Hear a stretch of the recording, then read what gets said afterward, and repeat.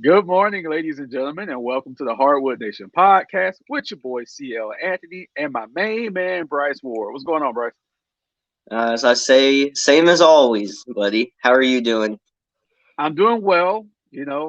Had a little vacation, so I'm a little rested. So I'm just ready to get into this basketball stuff. So today we're going to talk about Kevin Durant staying with the Nets. We're also going to talk about Charles Barkley commenting on Kevin Durant once again. The injury to Chet Holmgren, is that how you say it? And then Mm. we're going to talk some Lakers. Okay. All right. So, as we know, this week it was announced that Kevin Durant met with the Nets ownership group and the Nets front office and decided the best move would be for both parties to move forward. Considering that Kevin Durant hijacked this summer, what were your initial thoughts on the news that Kevin Durant will be staying in Brooklyn for at least this upcoming season? Yeah, I'm not. When he announced his decision to win out and this announcement, nothing surprises me with this guy. You just never know. When I first heard of it, I felt like, oh, this sounds like the Dwight Howard jacking situation where they like got him on a plane and they like convinced him to sign a contract for another year or something. Like he sounded weird. I also wonder what it was like to be like Steve Nash at those meetings after you got directly called out by name by Durant. Be like, he wanted you out of there, and then you got to sit in this meeting and convince him to stay. I just wonder how awkward it is, to be in that situation. Hmm. Um, but I mean, I'm not surprised. I don't know what's going on there, like fully. I don't know behind the scenes what the talks are like between Durant, Kyrie. It's just we thought it'd be taken care of pretty quick. It didn't, but now because of at least the decision to stay, the other signings and the other free agents can finally start getting their deals done. Um, I just I don't know. I'll never understand Durant. I think we need to all try to stop trying to understand him, and we'll just wait and see what happens. Maybe he just truly saw there wasn't a deal to be made and was just like a little more accommodating after seeing that. Who knows? Who knows? I would love to have been a fly on the wall though and hear those conversations and to see Steve Nash in those conversations. Yes. If I'm Steve Nash,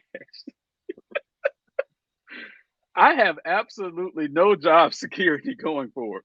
So we've said this multiple times. Steve Nash should have been fired. Well, one, he never should have got the job. Two, he should have been fired last year. Three, it's stupid to fire him now right before a training camp, but he has to be gone at the end of this season. If he's not gone, then you fire Sean Marks, the GM. And the tough part about it is, as much hell as the Nets went through to regain the power from the players, the cycle will start all over again if you fire Nash, if you fire the GM. Now Durant and Kyrie is going to have quote unquote the power again, and then the owner will have to step in like he just did and fix things. So it's just a bad situation all around. It's just it's horrible, and I don't know how you get out of it because I don't think you can keep Steve Nash as a coach. And I'm not just speaking of the players not having confidence in him. I'm speaking of he's not a fucking coach. It was the wrong choice. It was the wrong choice. So and then if your GM sticks to his guns and doesn't fire a guy who shouldn't be coaching in the first place, then you have no choice but to let him go. So you may see a whole new regime, front office regime in Brooklyn next season. But hopefully they have the clout and the backing from Joe Tsai, the owner, to be like, you still have to keep these guys in line going forward. Um, because I just don't understand how Steve Nash still has a job.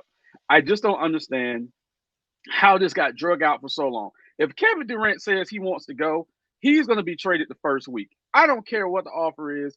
I would rather have someone who wants to be here than someone who doesn't want to be here. Like, bye, get the fuck out. Get out. I could trade him to Sacramento and get Sabonis and some other pieces. Like I, Mm, all these draft picks and shit that Brooklyn was trying to get is mind boggling to me. It is mind boggling. Yeah, Rudy Gobert, that was a horrible, horrible, horrible trade. It was horrible. Danny Ainge is good at doing trades like that where he fleeces people because he has relationships throughout the league.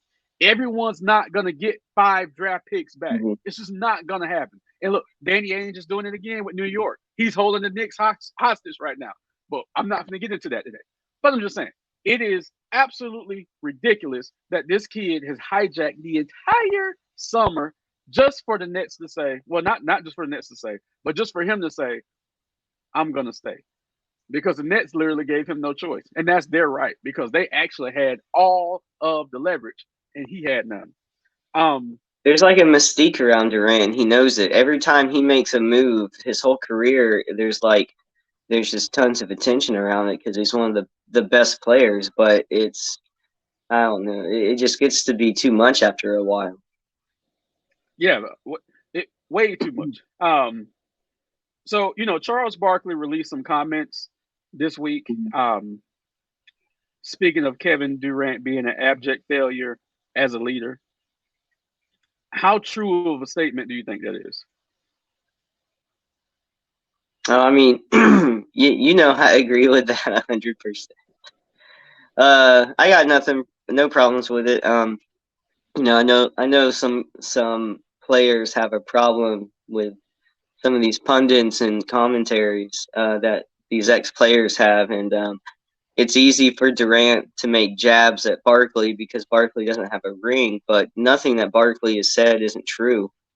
Yeah, I appreciate what him and Shaq have to say because they come from a certain era, like right before what we currently experience, and so it's like they represent more our thoughts and feelings about how we see these younger guys. And so seeing Barkley just get on there and in our eyes tell the truth so bluntly about Durant, it puts a smile on my face. I never grew up like a big Barkley fan by any means, but he's always been an interesting person. And so hit him and Shaq going back and forth in their individual commentary. Everything is like super entertaining, but everything that he said there makes a lot of sense to me. I mean,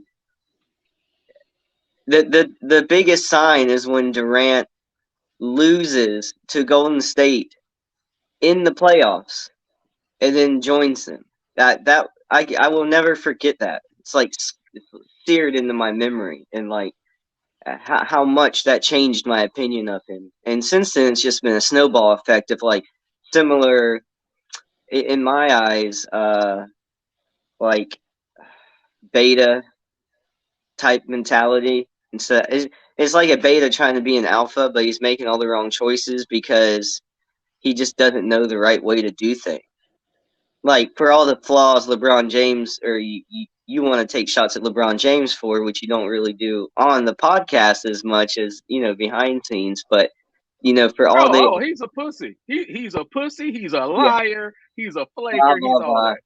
Are you Okay, happy now? but for all his flaws, like he's never done the type of shit that Durant has done, and for him, Right. Right. and the reason Durant feels so entitled to make these choices and to do these things is because he feels like he has the clout. He feels like he is the greatest player in the world. You're the best. You can. It's hard to like point at a person and be like, you're arguably the best scorer in the league, but you're not the leader of your team. It's so hard to like find a guy like that, and I mean, I could just go on and on about Durant. I'm on Barkley's side here. I'm enjoying the entertainment of them going back and forth. But Durant's just not my kind of guy. And I say it all the time. He's the best role player in the league. So I hope he enjoys being a role player, and I hope he ends up being happy wherever he's at. Where it looks like it's going to be Brooklyn this year. So we'll see. We'll see the him and Kyrie show one more time, I guess, because it doesn't look like Kyrie's going anywhere either. I'm still shocked that Kyrie is so quiet and letting Durant take all the heat. Oh, really? I don't know. Watch that. Watch that, because I'm real. That's really shocking to me that Kyrie's not at the forefront of this. He Well, might be behind the it scenes, went from the spotlight being on Kyrie to Durant's like, well, now I want gone, and nobody's talking about Kyrie anymore. right? I mean, the Except for the Lakers. Lakers. Yeah, well, they're low key desperate, so they're the only ones talking about Kyrie. But then nobody cares. Like nobody cares, man. It's nuts. It's nuts. We're gonna call a couple of audibles here. One, I forgot to put on our lineup. We're gonna talk about the disrespectful comments that Gilbert Arenas dropped about Giannis, talking about he couldn't play basketball. So we're gonna get into that, and also we're gonna have a special guest from the Balls in Our Court podcast. Kevin Carter is gonna jump on, and Kevin, welcome, my man. What's going on? Okay, well, Kevin's not ready yet. Kevin, you there? Kevin, he will be with us shortly. Okay, so moving right along. Bryce, how much of a sigh of relief did you take when Chet got hurt? Well, it wasn't. It definitely wasn't like I'm sure there was some Magic player fans who might have even been happy about it. I hate to think that, but I'm sure there were some that because there was going to be a competition, you know, this year for best, like there is every year. But Chet was like there was a lot of talk and buzz around Chet, with the Magic, who we might take number one, and so it's a big sigh of relief because Mm-hmm. as a Magic fan, I mean, we literally are still here. We just found out Gary Harris is going to be out for a while. It's like we're not out of the injury forest yet, and so to see another team and another like premier player lose a whole season before it even started, it's something we know all too well about, and as a Magic fan, and so I breathed a huge sigh of relief. But I mean, I was excited once I really started digging in the Palos game to begin with. I was like, I was super convinced we made the right choice before any of this happened. The injuries just it cements a lot of the critics against Chet because they're just everybody's worried about how he's going to take contact and deal with these bigger bodies in the NBA, and a lot of rookies put on weight, in the next few years after they enter the league. But Chet is so tall and so lean. It seemed like a fair critique, and he tries to block LeBron James one time, and I know he came down on someone's. I guess it's like looked like he may have come down on someone's foot or come down a little awkward. But it's just like the first contact you take from like I know it's LeBron James. He's kind of like a freak athlete, but the NBA is full of freak athletes. So the first time you go up against a block and you come down and your whole season's done. It's Mm-hmm. just I'm sure as a Magic fan, it's a sigh of relief. I'm sure there's some people out there that are just like cemented their opinion of Chet before he even got to step on a basket or step on an NBA court.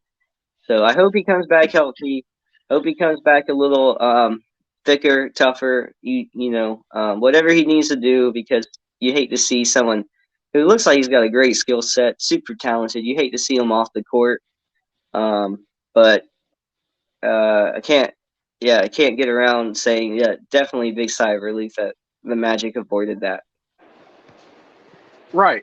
It was absolutely crazy how it happened, coming off a conversation that me and you had just had about when I was growing up. Players really didn't participate in these because teams didn't allow them to do non-team activities in the off season. Which Did they apparently allow them? now the NBA has a set approved, like Yes. few, right? Okay. Yeah. Yeah. Yeah. Did players still go out and do it back in the day? Yes, but it wasn't televised. It wasn't showcased. None of that. They just showed up at the parks. No one knew they were going to be there. They played. Everybody came and talked about it. It was like legend status type shit, right? Mm-hmm. Um, When I grew up, none of them played anything other than freaking NBA games. Well, Hey, that there's Welcome, Kevin. What's up, Kevin? welcome, Kevin Carter. The balls in our court. Whoa, Oh, I can't talk today. Lord you Jesus, geez. sounded like you had ball. You sounded like you had balls in your court right then. not last Yeah. night. Oh, All right. How you doing, Kevin? Glad to hear you back. I'm doing well, Bryce. How are you? No complaints. No complaints. All right. I So could real quick, complain. I could complain, but it ain't gonna make a difference. So Right, right. real quick, we got to keep the show rolling. So Kevin, what were your Mhm. first thoughts on Chet being injured? I'm like, we've talked about this before. I think when we had you on our show and everything, I think people they play too much damn basketball right now. Like they just play too much. So when an injury of a guy falling awkward in a basketball game comes up, I'm not surprised that somebody got hurt. But because of who it was, everybody's gonna make a big deal out of it because they were already saying, "Well, this guy's frame he ain't gonna be able to make it in the NBA and all that stuff." So now it's just adding fuel to the fire of this guy was too skinny to play in the NBA and all that madness. So I'm not surprised that somebody got hurt. I'm just it's bad that because of who it was that we're going to get this big gigantic thing of now that just because this guy was a tall skinny kid that he isn't going to be able to play in the NBA because he couldn't even make it in a pro am game or whatever. So, Well, I just real quick, like, do you see a difference in some of these pro am games and like the conditions, maybe compared to like right now? I think Eurobasket's going on, and we got guys like Luca, who's super high profile over there. Like, do you think there's a difference in what the team should allow, or do you think like all of it should maybe, if you're an NBA player, like you should have to take a break from some of that stuff? If I was an NBA player, I'd be taking a break from basketball as soon as the NBA season's over. I wouldn't be playing all this basketball that they're playing now. It's just to me, You'd be like Anthony Davis, not touching a ball for like 4 or 5 months. Anthony Davis don't touch a ball even during the regular season of the NBA. So I don't know what the problem is with that. But no, I just think they play too much basketball. Like there, you have to have some type of downtime, especially with these rookies. These rookies were playing a lot of ball going from college to or whatever they were playing to then they had to go to the combine and they were playing there. Then they go to the summer league and then they keep playing through all this other stuff. Dudes, take breaks, man. Your body, where you may be conditioned to be this fine athlete, your body can only play so much sports. That's why you see guys take times off of all their sports in between their seasons because if you play too much, you've only got so much wear and tear you can put on your body. Like, just chill out for a second. I see over all these guys going back over to Europe and going and playing in their countries and stuff. That's cool, but the only time I'd be playing for my country or I'd be playing extra basketball is if I'm playing in the Olympics or if I'm representing my country in a World Basketball Classic or something like that. I'm not going to overdo myself because I know that I only have a limited amount of time to play in these games. I think that's what the Euro guys are doing. By the way, I think they're getting qualified for the Olympics because we win every Olympics, so we don't have to play in these little tournaments around the world to qualify for the Olympics. But I think that's what they're doing this off season because I don't remember Jokic or Luca playing last year, and I think we're at the midway point to the next Olympics. So I think that's what they're doing. Um, Yeah, I think I they're in the European qualifying yeah tournament yeah or something like that. yeah But I even then, I'd look at them and be like, "Bruh, I'm taking a game off. I'm taking a game or two off. I'm not doing all this practice and stuff like that because you got a lot of wear and tear on your body that's coming up. And who knows? Maybe their country is like, look, we'll pay you this amount of money to come over here and play in this thing, and then the guys are like, oh, okay, I won't be losing out on anything. But it's just too much basketball. here's my thing with Chet. Now I'm notorious for ripping Zion for being too heavy. I'm gonna rip Chet for being too light. It's genetics. I get it. He still We has to can't help gain. it. That's fine. I said what I said. He still has to gain 20 to 25 pounds because players will run through him. Players will target him um, on the defensive end. So that's where I'm not saying he's going to be frail and never going to play, but I'm just saying he's going to be a target for a team often. Look, if I'm coaching, I'm going at him every play. I don't care who. If I'm sending LeBron at him, if I'm sending Anthony Davis, I don't care who it is. I'm going after that kid every play, and I'm going to rotate guys on him. And he's going to have to earn it. He's either going to have to foul him or he's going to have to earn it. So I think in order to deal with that, because he's going to get beat up. He's not going to get beat up like Shaq used to beat up people, but he's going to be beat up once he's able to play again. He has to gain some weight.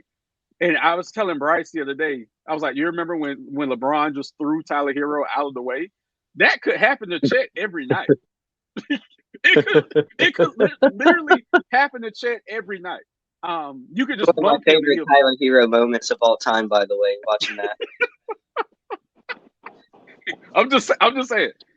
So that's my fear with Chet. So if I'm gonna bash Zion for being too heavy, then I'm gonna have to bash Chet for being too light. So look, I wouldn't care if this season while he's rehabbing, if he just loads up on the carbs and shit. I wouldn't even care because I want him to come back just a little thicker. Could he be a freakish athlete? Hell yeah. But he just needs to get a little bigger. Now, any last word? I know Kevin Durant doesn't play the same position, but you can look at early pictures of Durant and he looked like Skeletor as well coming in. So it's like, does Chet? I mean, it's not like Durant has changed too much, but you can tell he's developed more into like a thicker body.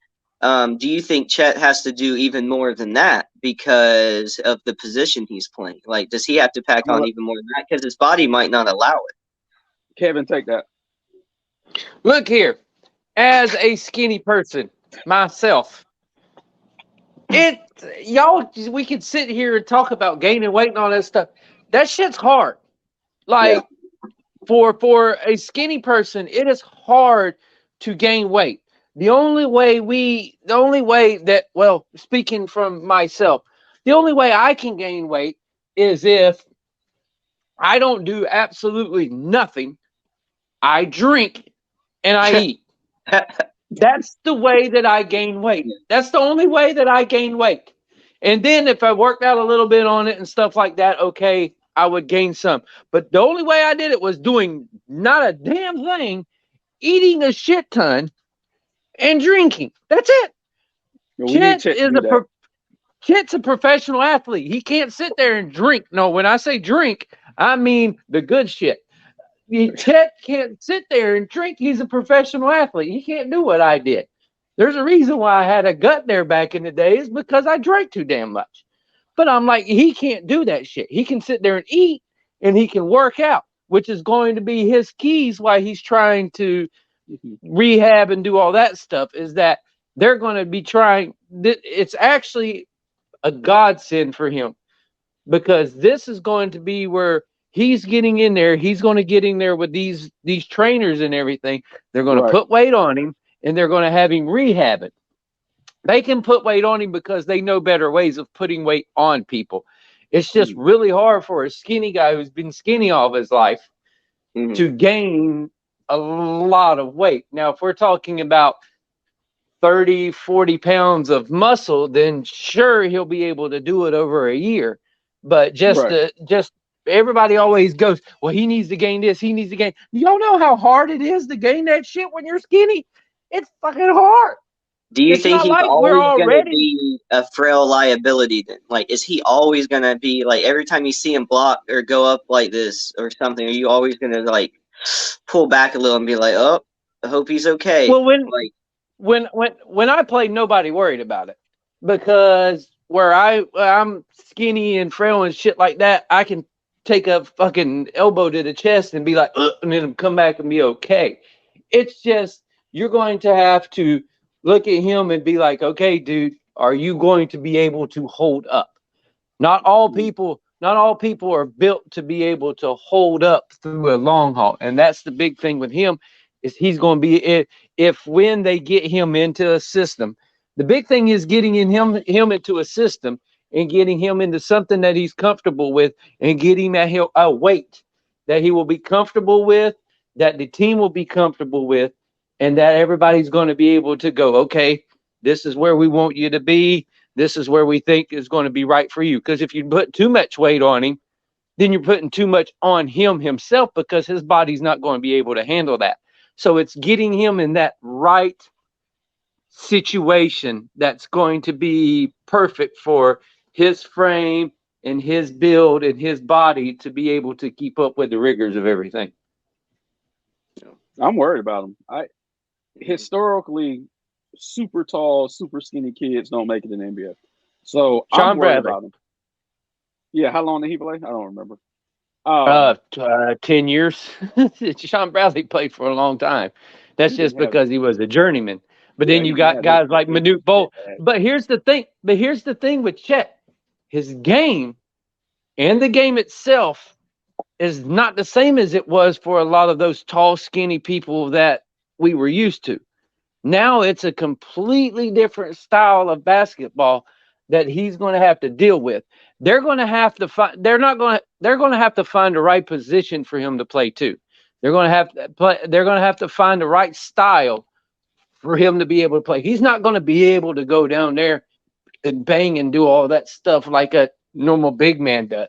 He's going to have to be one of those guys that helps on rotation, that comes over and helps on defense, that does all that kind of stuff. And when they're playing him on offense, he's not going to be that guy that gets down there and bang. He's going to have to play off the ball and come around and use his athleticism that he does have. So it's going to be a different style of ball. Everything that we've seen him do in college, he was able to do in college because he was freaking taller than everybody else. So it's just he's going to have to change the way that they do things with him in the pros. I still think he's going to be a good pro just because of all the intangibles that he has. But I am worried. I'm not worried per se about his build. I'm just they just need to figure out a good way to be able to use him. Well, the best thing you said was he has a year to work with the trainers to put the weight Yep. on. Sean Bradley was lean up top, but he was kind of heavy lower body, kind of like Yao Ming.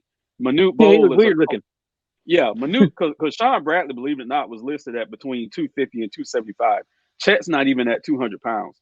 Manute Bol, his playing weight was around 200 pounds, so he's a closer representation to the physicality that Chet had to deal with, and Manute Bol did play for a long time. He didn't necessarily play under the goal a lot, though, offensively. Defensively, he was a great shot blocker. So, but Chet, offensively, is better than both those guys. So we'll see how he shapes up. Yeah, we'll see how he shapes up as an NBA player. But defensively, I'm a little worried about him. But if he can work with the trainers, put on at least 25 pounds of something, get around 225, 230, and stay mobile, I would like that. That'd be a huge step going into his rookie year, which would be next season, would be considered his true rookie year. Kevin, I'm going to throw this question. Oh, go ahead, Kevin. I think it was just I don't call injuries godsends and stuff like that, but I think it was this is kind of good for him because it's going to be able to give him that. He's going to have that thing to where he's going to be with the trainers and they're going to be like, look, dude, we're going to get you thicker. I don't know how you make your ankle thicker, but they're going to be like, we're going to try to thicken you up and at least, like you said, get 25 to 30 pounds on him, and boom, I think he'll be in that spot. Right. Kevin, I'm going to throw this next question to you because the biggest move of the offseason for the Lakers was acquiring Patrick Beverley. I said what I said to Bryce on Twitter. Patrick Beverley will not deliver a championship to the Los Angeles Lakers. Kevin, how desperate are the Lakers at this point to do anything? When I first saw it, I'm like, man, are they just trying to make their average age like 53 per player on the team? I'm like, what the hell are they doing? They showed that somebody put up a thing. Well, all the people that the Lakers have let go just to bring in all these old people. Yep. And I'm like, that whole team that you let go would be a 6 seed in the playoffs. That whole team you let go would be a 6 seed on its own in the playoffs. And now the only thing you got on your team now is the whole team can go into Denny's and they can get the old timer specials. I'm like, y'all are getting this desperate that you think Patrick Beverly is going to take you over the top now? Patrick Beverly is going to get you, the Lakers, over the top. I said it before and I said it again after that bubble shit. The Lakers and he who shall not be named will not win another championship again as long as he's there. You call him a pussy. We know who he is. I don't want to call. I don't want to call. think you're right at this point. They're not going to win a championship. They're looking at it after their big meeting together that somehow never happened before. After they discussed how they were going to play basketball and how it was going to be all through Anthony Davis. Like, everybody didn't know it didn't need to be through Davis. Like, okay. Then the cherry on top, the only big change, Patrick Beverly. So they're running it back. They're running it back after a players' meeting with Patrick Beverly. That's their big idea. They're not. Look. The funny part of is half of them can't run it back because their walkers are put on the sideline, so they can't play with them. I've even heard this rumor that because of Patrick Beverly, they're going to think about sitting Westbrook for the entire season. Just because they got Patrick Beverly. What a stupid. The only thing I'm looking forward to is Westbrook and him fighting in the middle of a game. That's the only thing that I'm really looking forward to. I'm looking forward to them just going and start cold-cocking each other. The Lakers are going to be nothing but fun to watch just because of the stupid shit that they're going to be doing on the court. Somebody's getting traded before the trade deadline comes with the Lakers, and it's one of those things you look up and you're like, oh, how you like watching the mighty fallen. Well, this is going to be another 30 for 30. Do y'all think Anthony Davis catches more heat this year? Because last year they tried to blame Westbrook. No one's going to blame LeBron. So, I mean, we will, but not, But then it's got to come down to Davis, right? Does he finally fall off? Like, is this going to be the final straw for him? Like, even if he gets hurt, does that get him, does that buy him more time? Or is this the year where people finally really turn on Davis? I think people started turning on him last year. Just a little bit. Started turning on him last year. Go ahead, Kevin. If Street Clothes doesn't play more than 50 games, he's the reason why they fail. Bar none, point blank. There's your reason right there. If none of the big three, or now big 3.5, counting Beverly, because I only count him as half. He's the heart and soul of that team. He's the heart and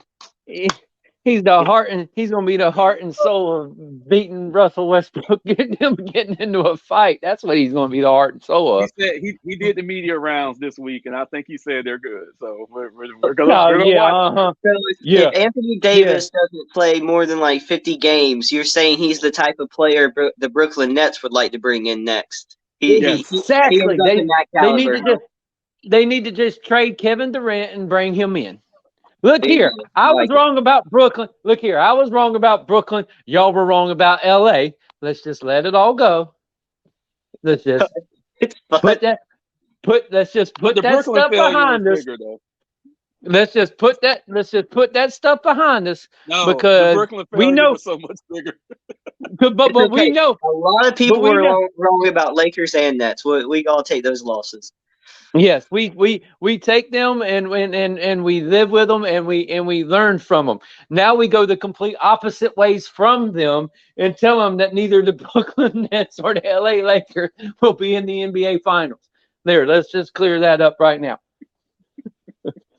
Agreed. I have no idea who's going to be in the finals. We'll do our finals preview at some point. Look, finals preview guaranteed to go wrong at some point. We'll do that, right? The finals preview to do not listen to us and put your money on any one of them. There you go. At least some of the LA fans can look at the Clippers. The New York fans, I think, are all just feeling very down. Look here. If you're looking at the Knicks to bring you some wins, I don't know. Look here, the only good part is it's happening in New York, Yeah. and between we all know how I feel about the Knicks. You fuck them, but but but the Nets, they're just a complete clusterfuck. But the Nets are one of those things to where it becomes a complete clusterfuck, and then watch something miraculous happen where all of a sudden all of them fucking get along and it's kumbaya and that shit. But right now they are a big gigantic clusterfuck. Mhm. But LA though, LA LA, thank God you got the Clippers because they're the only competent thing you got over going on over there right now. If they can stay healthy, they're going to be way better than what the Lakers are going to be. Yeah. Oh yeah. The Clippers are sneaky contenders. Sneaky contenders, actually. They Yeah. just gotta stay healthy. That's the major thing for them. The Clippers' biggest thing is keeping those two guys healthy. Yeah. That's their Hmm. biggest thing. If both of those dudes stay healthy and you give them their load management and their rest and everything like that and prepare them to get ready for the playoffs, they're going to be one of the most dangerous teams there because they can actually they're right there in that mid-range thing where they can keep up with all these young teams that just run like hell, and they can also play defense on those guys because they have two of the better defenders in the game. So they're one of those sneaky good players. They're only missing Patrick Beverly. That's all they're missing. I'm actually interested to see if Wall can still bring anything of real value to the core. I think so. I think so. So Yeah. I'm excited to see that little dynamic there. Yeah. You don't start them Look right here, away though. You Walken. still Hmm. Nope. go ahead, Walken Kevin. brings something for 30 games. He'll bring something for 30 games. You just gotta you just gotta pick and choose what 30 games you want John Wall to bring something. And if it's me, I'm keeping him for the 30 games for the playoffs. Just Can you Well, spread that's out what those 30 I was games with saying. just less minutes? Look, John John's one of those guys to where you just have to management you just have to management throughout the season and get him to be fully prepped for the playoffs. Here's the way that I'll compare it to. Kind of like how the Heat kind of did with Victor Oladipo minus letting him actually play in the playoffs. That's how they're going to have to use John Wall, but they're going to have to actually let him play in the playoffs and not keep him on the bench. And then all of a sudden, when he goes off, go, oh crap, okay, you're going to play for the rest of the playoffs. Yeah, just playing the whole playoffs and don't worry about it. it's a good talent. Talent is a good problem to have. Having a lot of talent. Ex- Okay. exactly. So our next topic. I don't know why my AirPods not staying in. God, we're having a great podcast today, aren't we? For our next topic, we're going to talk about something that's I think is a bit controversial. So I'm going to read some of the quotes to you guys, but we're going to address Gilbert Arenas talking about Giannis. And Gilbert says the media says he's the best player in the league. Not even close. Just stop it. I can look at his game and say he doesn't understand basketball yet. He plays the sport. He won a championship, cool, but he doesn't understand how to be better, how to train his body to be at the top. You have to train your body at least 38 minutes and above. I, LeBron LeBron played 37 minutes at 37. Iverson was playing 43 minutes, which is right. Um, he says, learn how to play basketball. To be honest, he's the James Harden of the East Coast. What James Harden is in the West is what Giannis is there. This must be an old quote. Okay. You have a guy who's not a point guard who dominates the ball and he's playing one style. And that style is I'm going to try to take all the big men who can't move off the dribble, you're a step, and get some dunks. That is amazing during the regular season. But when the court gets small, he's speaking of the playoffs, you can't do that anymore. Bryce, I'm going to throw this one to you. How disrespectful do you think these comments were? I felt very disrespectful, and the source is what the problem is. It's like we're not hearing like necessarily Shaq or uh, even Barkley say these things. It's like we're hearing from a guy who was super talented, and then in one way or another squandered basically everything he built in this league. And I like Gilbert Arenas, but I just think this is like a somewhat ignorant take, and I'm not doubting that Gilbert Arenas knows way more about basketball than I ever could, but I think there's more to be said about a guy who maybe doesn't go through at like more specific basketball drilling techniques and like knowing the ins and outs of the way the players should move and this and that, like the X's and O's of the game, when the guy has an MVP and a championship, and he's willed his team. Like there's more to winning a championship and knowing basketball than just what Gilbert Arenas is talking about. Has Arenas ever taken his team and willed them through a playoff to a championship? No. You want to knock his free throws, right? Giannis, like, he can't shoot free throws, but when he made them when they counted, right? He makes big defensive plays like no one can make. He's put the team on his back. He has been the leader. He's come back from critique and losing before to come back, to throw it in people's face, where he's like reading the newspaper from one year where they fall short, and then the next year he's reading the paper of the championship. That's what we're doing? So I'm just saying, okay. I get the most disrespectful thing about all that is the comparison to Harden. Get out of here with that. That's disgusting. And coming from a guy who ruined his reputation in the league, I don't understand where Arenas gets off. You never won anything. You were super talented for a while, then you're coming at a guy who can affect the game on both sides of the court, who's shown that he can do that, who's shown he can win a championship, who's the leader of his team. I completely do not understand it. I think it's, and the Harden comments are the disrespectful part. I can see not liking Giannis or saying his game is simple or whatever. I'm sure a lot of people tried to say that about Shaq. Just because he's so big and dominant doesn't mean that doesn't have to learn these other things. It just means he doesn't necessarily have to use them. I just think it's kind of ignorant. And coming from a guy like Arenas, it's just like, you were in the league. You know how shit can go down. I just felt like that was a little disrespectful. I don't know why he gets so much disrespect. If it's so easy to stop him, why don't you stop him? Why don't you stop the Bucks from being so dominant? Because it's not just Giannis, it's the team. I get it, but Giannis is the willpower of that team. So I can't. The Harden comparison was a quote from 2 years ago, but the first quote was from this week, actually. Kevin, how do you feel about the disrespect that Giannis gets? One, how you going to say that this man hasn't worked on anything when he went from coming into the league to being a stick figure to being as big and as powerful and as strong as this guy has become? This guy went from being a small dude to huge, to being literally the Greek freak. First off, you saying that just completely throws your shit out the window.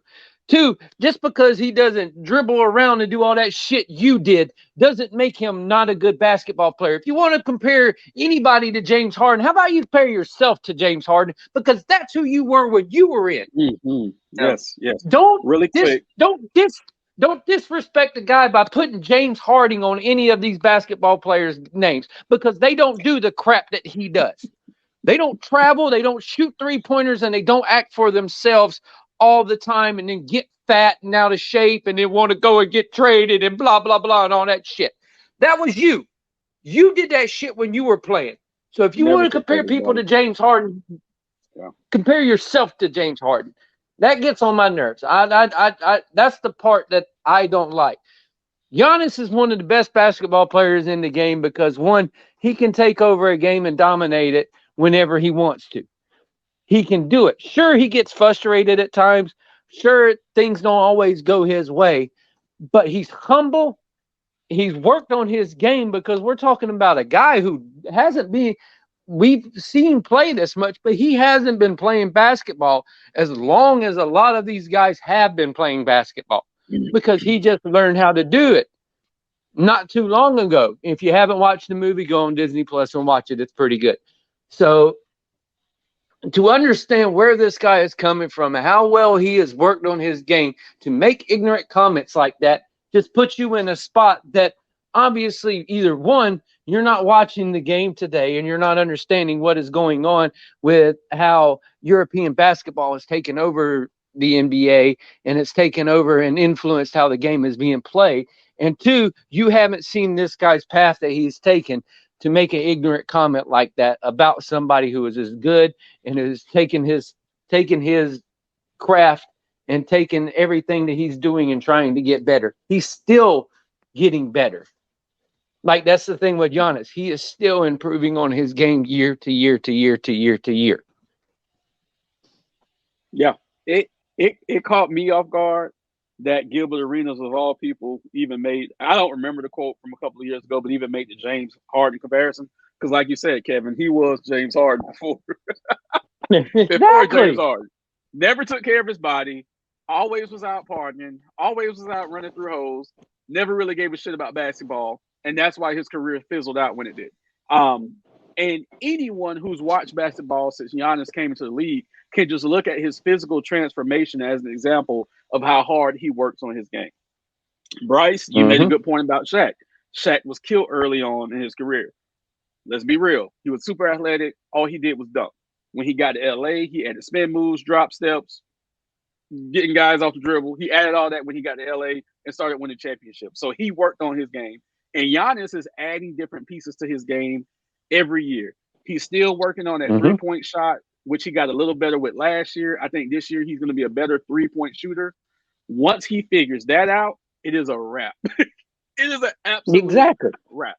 Yeah, because that's the shot that Giannis is like, this is going to be my main focus, and once I get it, it's done for the league. I don't know if you guys see the ticker. They just announced what we kind of heard yesterday, that Danilo Gallinari of the Celtics has a full meniscus tear. That's probably going to keep him out through December, maybe January, because he is a little older. So yeah, that should have keep me out till next 2 years from now if I fucking did that shit. Well, they thought it was an ACL. There's actually a picture floating around on Twitter. Bryce almost said that to you yesterday, and I saw it. And it just, at the moment where he planted and that knee, you could just see it. And I'm like, oh my God. Oh yeah, you can see watching that happen, and you see the ripple.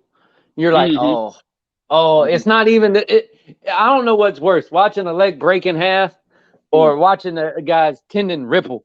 Because when the tendon ripples, you're gonna be out for longer than if you broke your leg. Yes, it's just like the breaking looks worse, but it's actually faster to come back from. But the ripple when your tendon just, you're like, oh shit, he's gone. Thoughts and prayers, because he's gone for a while.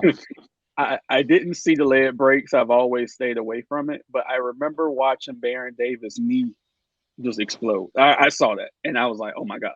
Like everything in that knee, it was like a ripple, an explosion. The skin popped. I was like, he's done. And he was never able to come back from that. He was playing with the Knicks then, and I saw that. I was like, oh my God. Yeah, that was the worst thing I've ever seen. Yeah. The worst one I've seen is the dude from Louisville during the Final Four, when his leg went poop and he looked down at it and he was like, the bone sticking out, and you could see the whole bench just go, yeah, that was the worst one I've seen. And then a couple of years ago where Dak Prescott's foot was facing a completely different direction while it was looking at him. It was like, hey, Dak, how are you? Yeah, those are some yeah.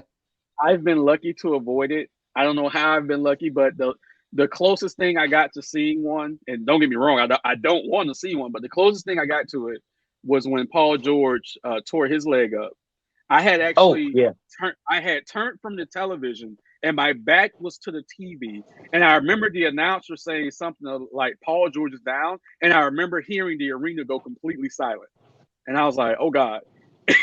And then I turned around right when they were tending to him, so I didn't see him actually land at the stanchion and break his leg. My favorite thing to do was whenever one of those happens and Cortez was staying with me, I would go, oh, Cortez, look at this. He goes, what am I looking at? Because he's very skittish on when somebody breaks something. So I'm like, oh, Cortez, look at this. And I'll show him the video real fast. And he's like, oh, no, he almost throws up. Yeah, that was the good times. So that's going to be it for this week's episode of the Hardwood Nation podcast. We would like to thank Kevin Carter of the Balls in Our Court podcast for jumping on this morning. Yeah, always appreciate it. Kevin, tell the people No problem. where they can see you at. Well, you can see me. You don't see me at all. I'm kind of a ghost. No one can come see me. But if you want to follow me on Twitter, it's at KevinC2415. You can also catch me whenever he decides he wants to record again at on the Balls in Our Court podcast, and that's what you can look for it on Twitter and Facebook on. And yeah, it seems like I'm on here more than I'm on my own podcast, which is crazy. Oh, We're not doing that, Kevin. And if you're a Marvel Cinematic Universe fan, on Wednesdays or Thursdays, I'm usually on a podcast called the MCU Edge. It's kind of fun. We just sit there and talk about crap that's going on with Marvel stuff and everything like that too. I might check that Bryce, out. I forgot to tell you about that. Forgive me. Kevin told me about it a couple of weeks ago, and I forgot to tell you about it because I know you're into Marvel as well. So thank you, folks. That's going to be it, and we will see you guys soon. See ya.